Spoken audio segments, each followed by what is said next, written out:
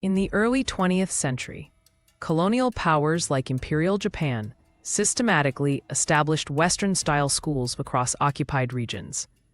These institutions were not centers of learning, but tools for cultural erasure. In Korea, the 1911 Education Ordinance mandated Japanese language instruction, banning Korean history and literature. By 1943, over 1.2 million Korean children attended such schools. The curriculum focused on loyalty to the emperor, with morning rituals bowing to Tokyo. Parents watched helplessly as their children were forcibly assimilated into imperial subjects.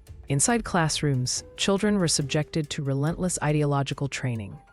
Textbooks portrayed Korea as backward and Japan as its savior. Students memorized the Japanese imperial lineage, while Korean dynasties were erased. Speaking Korean incurred punishments. Reports showed children wearing signs saying, "I spoke my native language." Teachers, often Japanese military officers, enforced Shinto rituals. By 1945, 80% of Korean schools displayed portraits of Emperor Hirohito. This psychological warfare aimed to destroy national identity. The colonial education system operated on brutal behavior modification. Students caught speaking Korean faced beatings or confinement.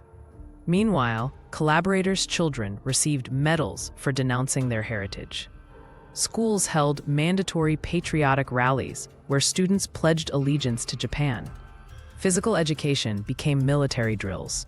By 1941, teenagers trained with wooden rifles. Psychological studies later revealed 68% of survivors suffered identity disorders. The few resisting teachers were imprisoned, as seen in the 1942 Giamri massacre where educators were executed. By World War II's end, colonial schools had produced a traumatized generation. Many graduates became low-ranking imperial bureaucrats or were drafted into Japan's army. Over 200,000 Koreans fought under coerced loyalty. Elders witnessed their grandchildren rejecting native customs. Post-liberation, some collaborators fled to Japan, while others faced ostracization. Modern studies show descendants of colonial-era students still struggle with cultural alienation.